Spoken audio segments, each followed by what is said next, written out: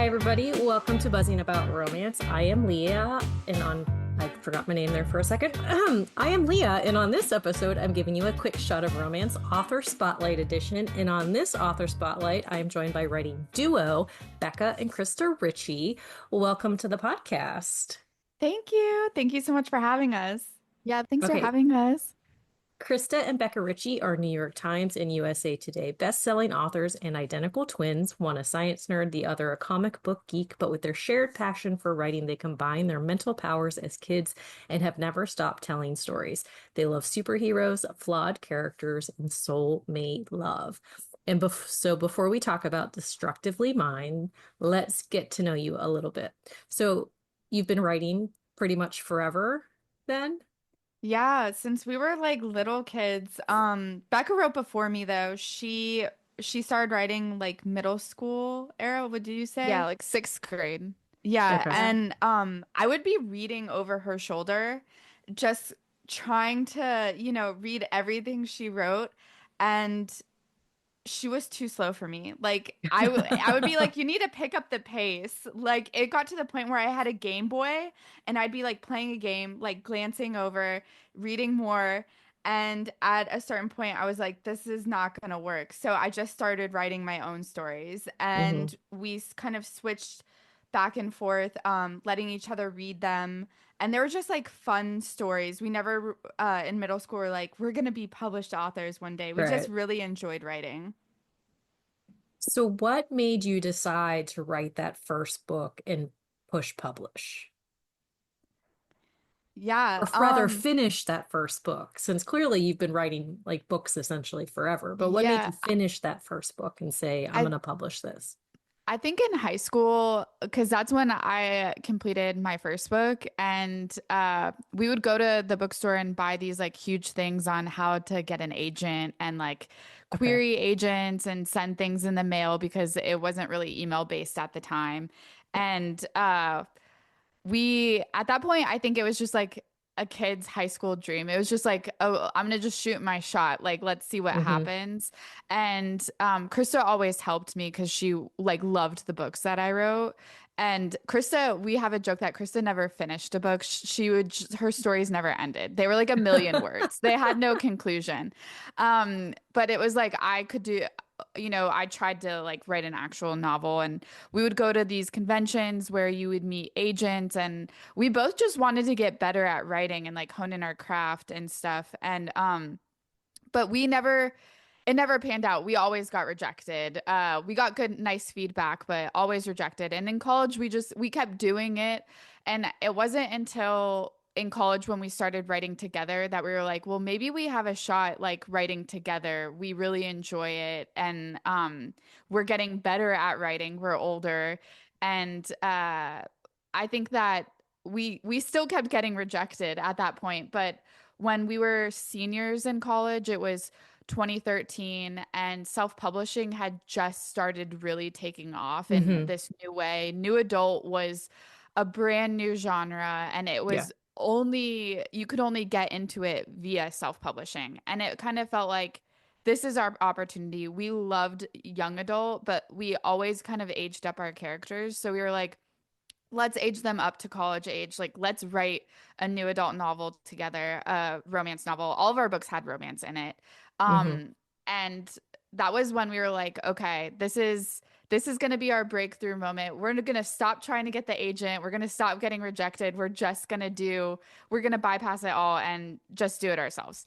Yeah. And that's kind of how Addicted to You happened. We were in college when we wrote it, and it was about college. So it was a lot of our experiences.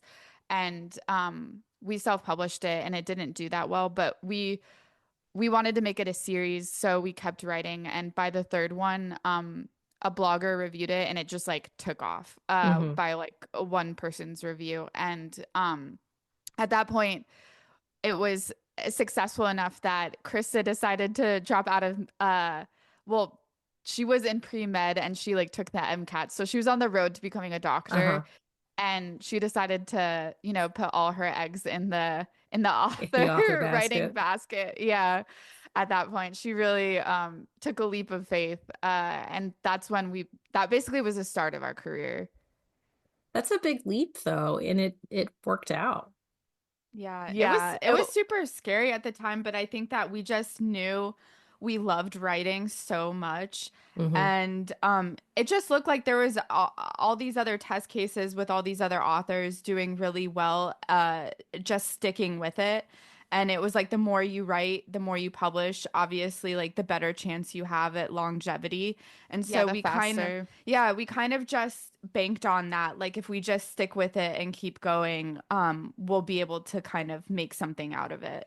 It was for sure a hustle. Like we came out of Mhm. college and it felt like a grind every day. Like we talk about it all the time. Our lives were 24/7 writing. We had Hmm. no vacations. We missed family events. Like we pumped out some people look back and they're like, the Addicted series came out so quickly. It was because we lived, ate, breathed that series, like those books, because it was our livelihood. Like we felt Right. like if we didn't maintain this, we would lose everything. It was such a hustle, and I don't know if we could do that now, No. but Right. it took a toll on us mentally and like physically.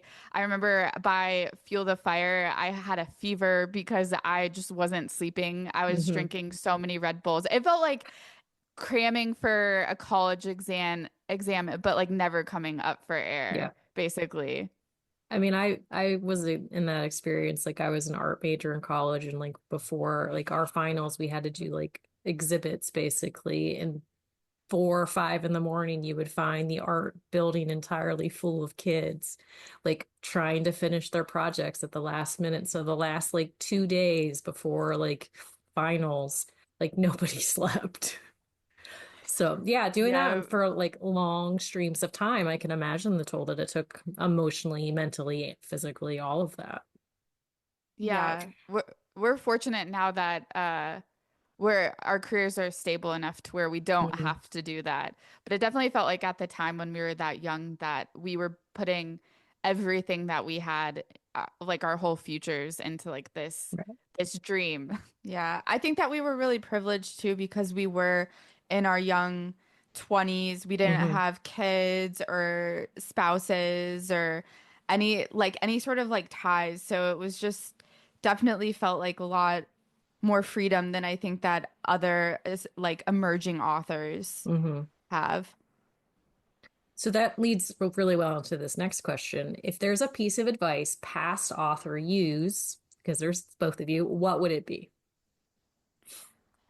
That is a good, I think that I always say, be prepared to pivot. I think that when you're an indie author, that was probably the hardest thing for us because when Hmm. you have some sort of success, you feel like it's forever. And this career really has ups and downs, and nothing is exponential. And the market always changes. Hmm. There's some new thing coming in. Yeah. There's no such thing as Facebook ads when we first started or sponsored ads. And we were very slow to really see that and pivot when that came about. And that really hurt us. And I think that for any author, even going back to my past self, keep your eyes open, pivot at any moment. Hmm. That's Yeah, true. that It change. is an ever-changing market. hmm Yeah, and change is okay. Like, Krista is a lot better than me at like looking at trends and things like that. Whereas I get really emotionally invested in like what we've done and like covers that she's made. And it's like, Becca, it's okay to like, get detached from those and like put your little marketing pants on and try to Hmm. like, separate the creative from the market and try to like merge both of them, I suppose. Well, and is it hard to find that balance between the creative side and the marketing side? Because I've talked to a lot of authors, and there are some that really thrive in the marketing side. And like that's like, not that they don't love the creative side of it too, because if they didn't, they wouldn't be an author. But is it hard to find that balance, like to shut the creative and focus on the marketing like all the time? Or can you kind of blend the two together? I think it's really hard for us because we have always come into this career through a love of writing, not necessarily a love of selling books. Right. And so we love the creative side more than the marketing side. And the marketing side takes a lot of creativity too. And sometimes you're just like spent, like Hmm. your creative wells are dry and you're like, Right. now I have to figure out how to like have copy on this ad that's also creative that I feel like will hook people. And it's just like a different subsect that some authors are so good at. Like they're Yeah. Right. just like naturally like that's their thing. For us, it is a bit more of a struggle. So there is a perfect blend. We're always still trying to find it. Yeah, like we don't write and all of our books, we don't like think about the tropes and then write the tropes. It's like we write the book and then at the end we're like, wait a minute, what tropes are in this book?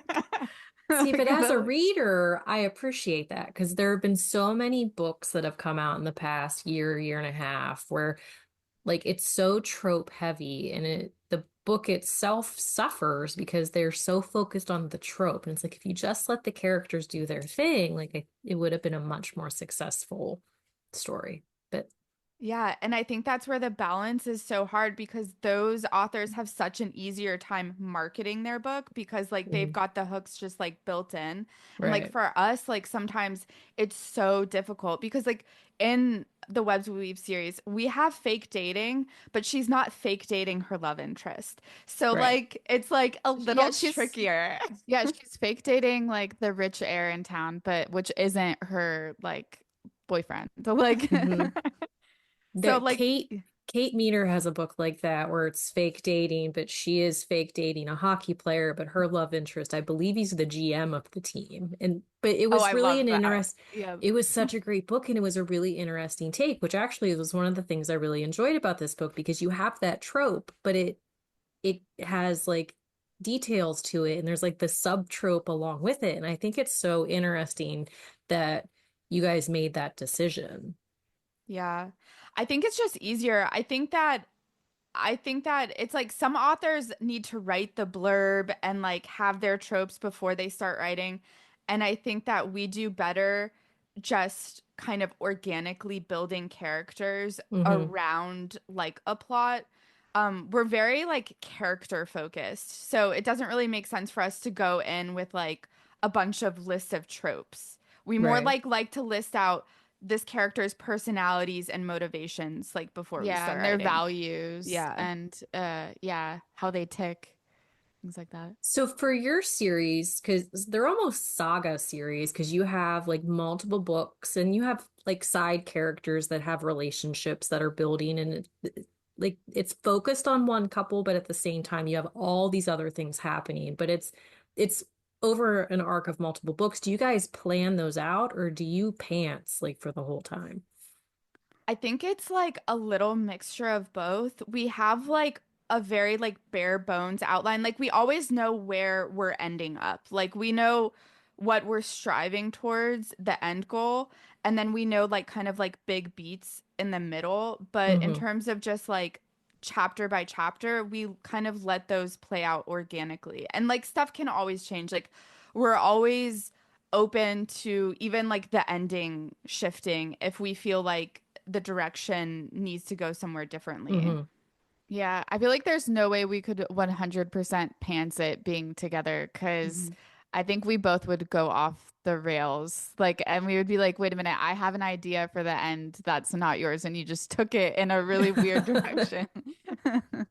So for your writing yourself, do you kind of do chapter by chapter? Do you just kind of throw in wherever you have an idea? Because I know there are some authors who co-write where they'll have a shared doc and one will write for a little while and then like go off and do something and the next one will pick it up right where it ended and kind of just intermix the chapter like writing. And then there are some where one does the hero's point of view and one does the heroine's point of view. How do you two split that? So we have a shared doc, but it's not like one of us will write and then when we stop, the other one picks up. It's kind of Okay. like we're both writing on the document at the exact same time, and one of us is ahead and the Uh-huh. other one is behind. So like I always usually start the book first and I'll be like 3 chapters ahead. And then Becca will come in behind and she fills in and adds more detail. And it really it helps because our strengths and weaknesses are very, very different. Like, I love writing dialogue. I will say to the ends of the earth that I can just write two characters in an empty room talking all day. Like, that's like my Hmm. favorite thing. And like, that does not make a book. So Becca will come in and she'll be like, these characters need to actually like be somewhere interesting. The conversation's great, but and she'll add Yeah. in like more detail and stuff to the story. It is really fun for me because Krista sort of like lays the TV scene or movie or whatever for me, and Hmm. I get to like sort of think about it on I'm always like, okay, is there a way to like push this even forward, like deeper? Like can we take this another level? And I think the best example is for Dishonestly Yours when they show up in this new town. Phoebe and Rocky are both con artists from Hmm. con artist families, and they pretended to be like everything to each other to con people out of money. And when they show up, she's supposed to start a fresh life. And the first thing that her landlord asks her, he's like, what is Rocky, this guy, to you? Like, he just showed up, like, what are you to each other? And she just blurts, I make her blurt out, he's my ex-husband, like, we're Hmm. divorced. Yeah. And so I added that in there, and that sort of changed their relationship going forward. Of course Krista can reject my inserts at any Yeah. point, but it sort I've of yeah, that sort of like changed really like what their The relationship was gonna dynamic of the look. story. Yeah. Yeah, and I liked that one. And like when she does change things like that and is like, "Oh, we could push this a little harder and make it more edgy or like make it more interesting." I will still be like a couple chapters ahead of her writing, and instead of like going backwards and like Hmm. editing it to make sense, I kind of just in my head go, "Okay, well, now this is like the thread line. The town or this guy knows that, they're ex-husband and ex-wife. So I just have to like remember that and like write it as if it has always existed as I keep going ahead." So does that get kind of confusing though, like as you're editing? Like, because I'm sure that you do multiple read-throughs Mhm. before you send it to your editor. Does it ever get confusing? Like, which thread are we supposed to be going with? It doesn't, because at the end of the day or like at the beginning of the morning, like whenever before we start writing, we always switch and reread what each other has written. Okay. So like I'm always reading like the actual final draft every day, which it's not the final draft because we do multiple passes, but it's like more obviously final than what I'm writing Hmm. first. So I read Becca's edits and it is kind of like, okay, that is the new story. It does get confusing if I'm too far ahead. Like Hmm. if I'm Yeah, like I've been like 10 chapters ahead and I have to stop and that's be hard. like, this is just like this is too much. Because like you're really in Yeah. the flow, but she's like, we need to go take a hard left here. Yeah, and it's like, but Yeah. I've already like surpassed that 10 chapters ago and it just yeah, it's And then too we end much. up doing, yeah, we end up doing more work for ourselves. Another flip side is like Krista will be ahead, not too far ahead, but she'll add a character and I'll read her stuff when it's my turn to read her stuff. And I'll be like, Krista, this character is so good. Like, he needs You to need to stay. add him Like, back into the yeah, he other needs to stuff. be a main character. Like, and she was like, he was just supposed to be in this chapter. I'm like, no, no, no, no. You wrote an amazing character. Like, keep going. So it is really fun because we're kind of each other's like editor, like developmental editor, beta reader, whatever, while Well, it's essentially like a we're built-in writing. alpha reader, like that person who gets Mhm. first views of everything. And Yeah. Yeah, And it's fun because exactly. we both have different preferences for things. Like we both like different things, but at the end of the day, we're merging what we both like together. So I think that in a way we're like appealing to more different types of readers with one book. how do you, as writers, like, and it's the two of you, like, how do you balance the development of the romantic relationships that are existing in this story with the other elements of it? I think that whenever we write, we've always said that the romantic love um is just as or the platonic love and the relationships between like siblings and family is always Hmm. just as important to us as the romantic love.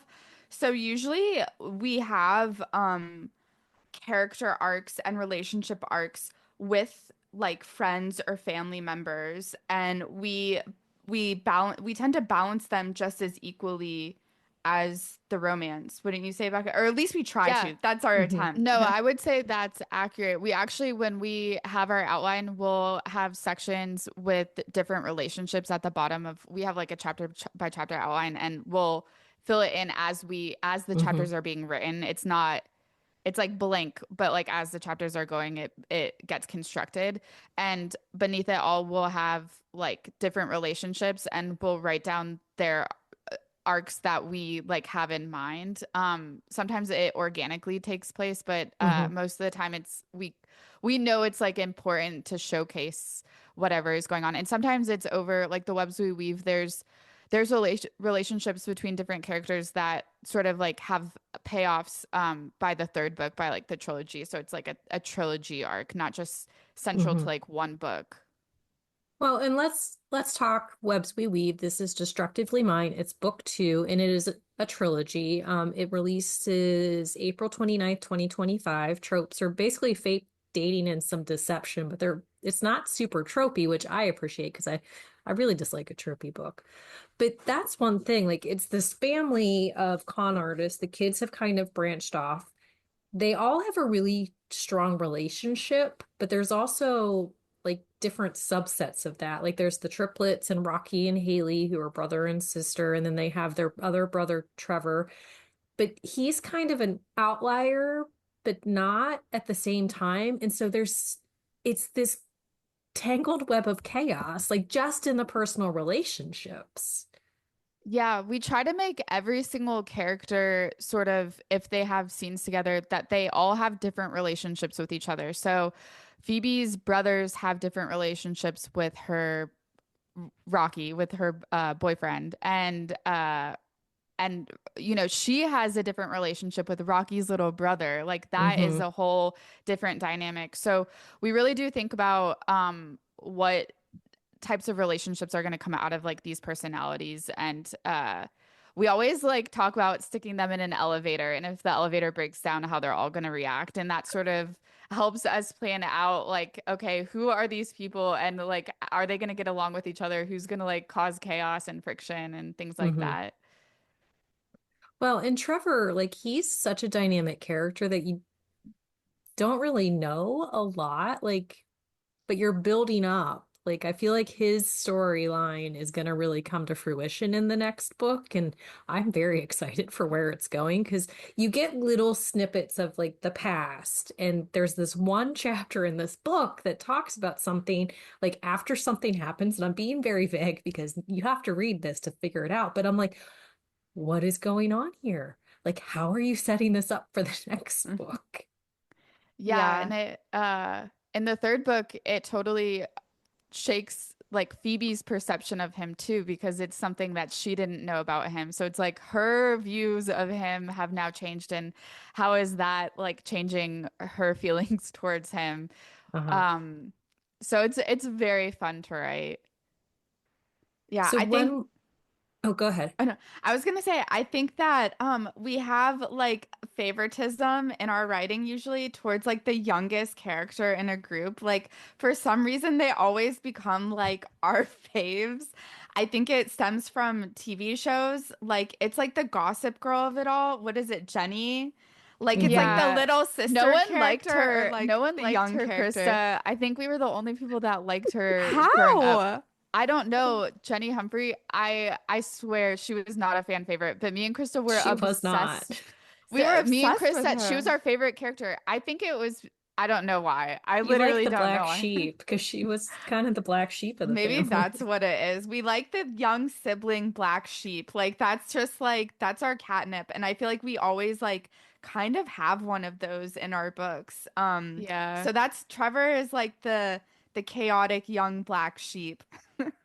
So when this book opens up, like this group of con kids essentially like are kind of floundering because they found out some information in book one that it has kind of shaken their entire existence and they don't know what to do with it. And so that's a lot of like the underlying tension and storyline of this book is like them discovering truths and lies and figuring things out.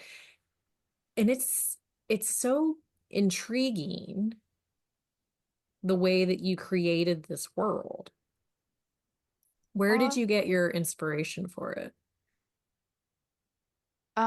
well, we've always really liked con artist things. This was actually a concept when I was in high school. I wrote a book called The Reign of Spiders, saved it on a floppy disk because back then we were saving everything on floppy disks. Yes. And and I still have it. And But I no way to remember actually get to it. yeah.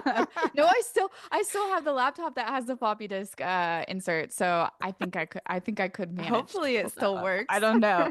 But yeah, we had that concept and Krista really liked that book back in the day. It was one of the Hmm. ones that we tried to get an agent with. Yeah. And that didn't pan out. So we were like, okay, let's take this concept and redo it. Like we literally just took the concept of the fact that there's two con artist families, and so it kind of it was like a childhood idea. And I don't know. Have you ever seen the show The Riches? Have you heard of it? I have heard of it. I haven't seen it. I actually was Yeah. thinking of the show White Collar. Yeah, Yeah. we did watch White Collar back in the day and Leverage. But I Hmm. think that The Riches we really loved. We used to watch that with our family, and it was about a family of grifters.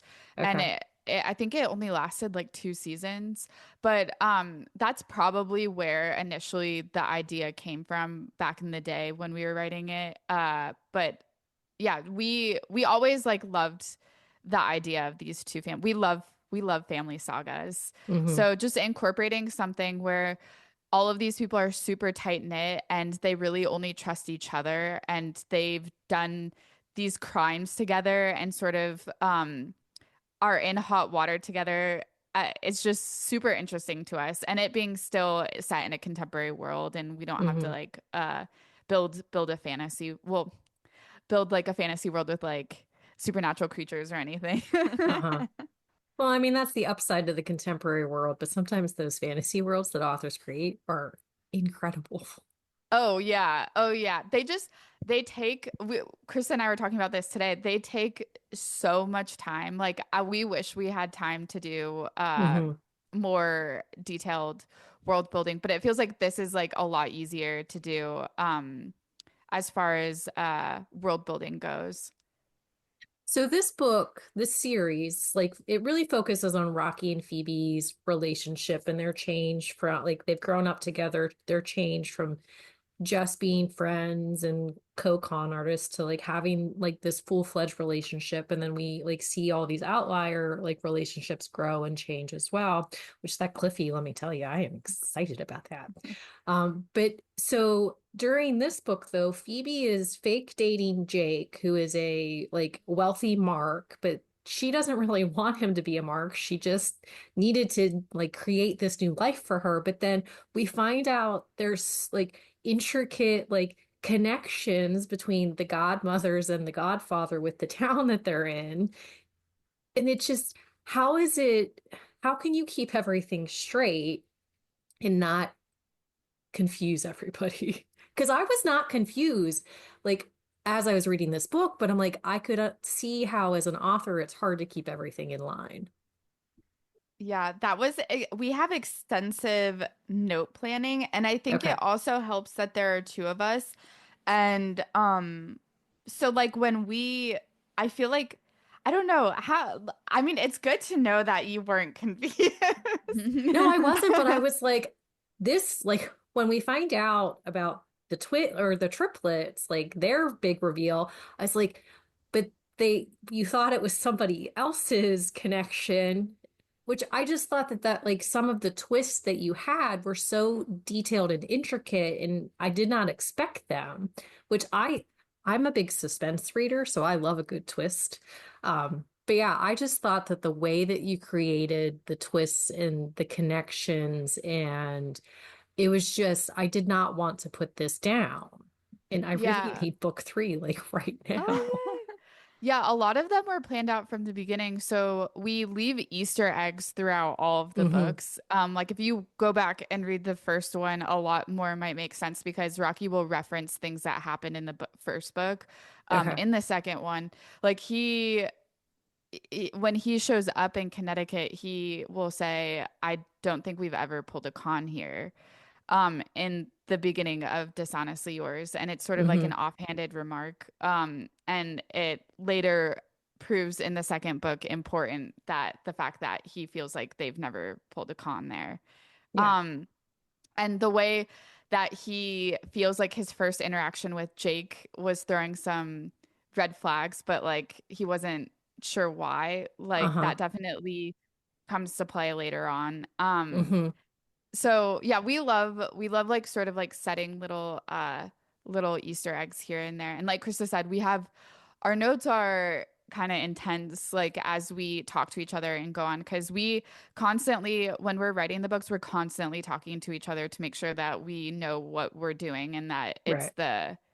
we're on the same page. We're constantly trying to be on the same page. It's why we also have Pinterest boards with like fan casts and stuff because we also want to imagine the characters as the same person. So we don't Hmm. have like I'm not picturing like this blonde sort of like Alexander Skarsgård looking guy and Chris is over here picturing someone who is like completely opposite Like Paul as Rudd. the yeah, like that would just be bad. That would be really bad. Like the height discrepancy, the Yeah. blonde. Yeah.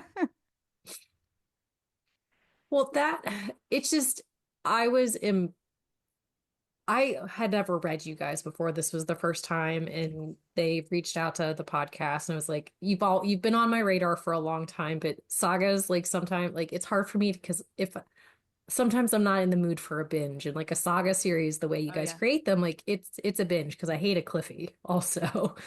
And so it was one of those things where I dove into this book. I hadn't read book one, but I was like, okay, I can do this. Like, it's fine. And I honestly, going into book two the way I did not miss book one. Like, there's definitely some little like nuances that like I feel like I would have gotten better understanding with, but I really enjoyed the banter that you create and the way that these characters interact and this the speed in which the story flows, but it's not fast at the same time. Like it has that balance of connection and intrigue, but it almost is like watching a movie like as you're reading because the way that it flows, like there's enough dialogue with the setup and just there's just something constantly happening throughout the book.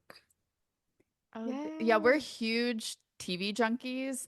And we always said when we were younger, we wanted to be like the Cohen brothers. We were like, we want to Okay. be the Ritchie sisters. We were like, we want to be the Russo brothers or whatever. We're the sisters. And so we really wanted to like work in television, but that didn't happen. We had a lot of just lofty dreams as children. And I feel like that's a normal thing though. yeah. And when we wrote this, we were like, okay, this is our TV series, and it's like on air next to the Vampire Diaries. It's coming on at like 8 o'clock. And we just really loved this idea that it was super cinematic and it was like Hmm. our version of us producing a TV series together. Yeah. I think how we write is definitely a lot like TV. Like whenever we set a scene, we kind of are like, this is like the set that we have. Our characters are in this set. Hmm. And we kind of like place them in like an event space or like we don't typically do a lot of montages or like things where Right. like time flows to where it's not visual. Like our things are definitely like set pieces almost in our writing.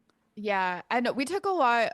I mean, I think we have taken a lot of inspiration of how television is constructed. When I was in college, The Vampire Diaries was airing, and I would always look at it and being like, they ha always have these one get-togethers, like like these parties, Hmm. or events, and most episodes are structured around those events. So when we Right. were writing books, we were like, okay, there always has to be some sort of like event or some sort of thing being held to where we can get all the characters together and drama can just it can go, Like go it's a down. catalyst for the chaos. Yeah. Yes.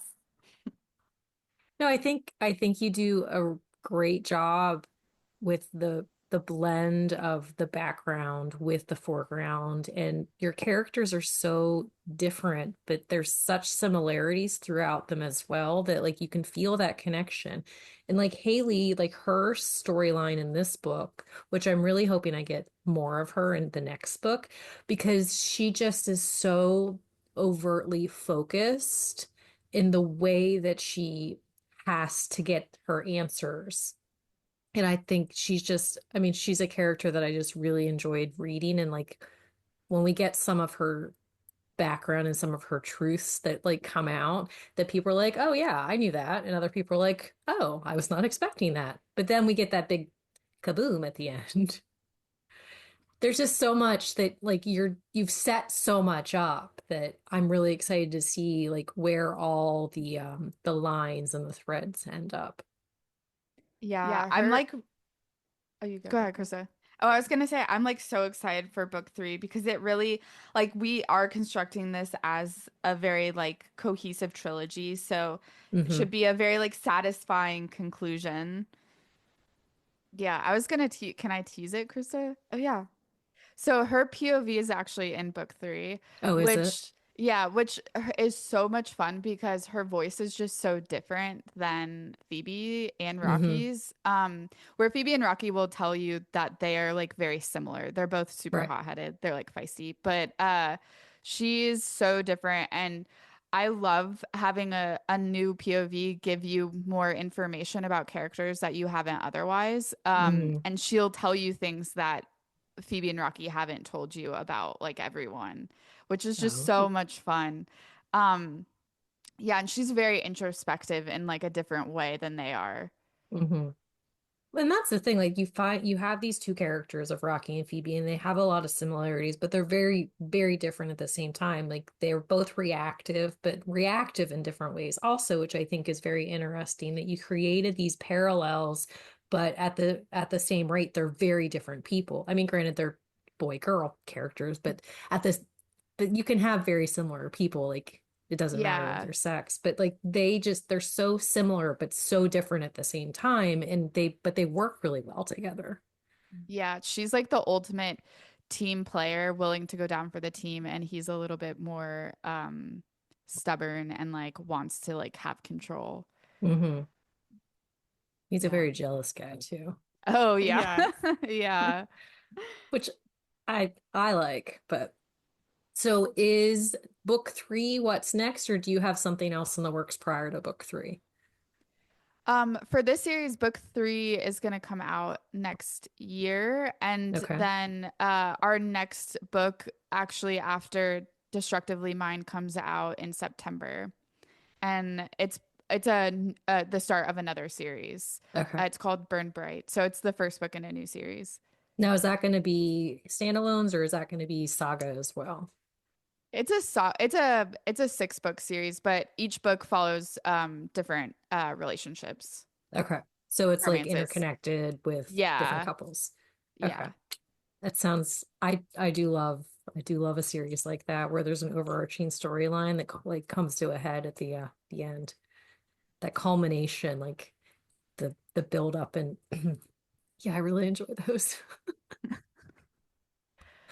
Well, Yeah, thank this you is so much. No, go Thank ahead. Say you. what you were going to Oh say. no, no, no. No, I'm good. We're good. Okay. Well, thank you so much for stopping by and chatting all the things destructively mine. It was really great. I have not had a conversation with twin writers before, so it was a fun thing for me.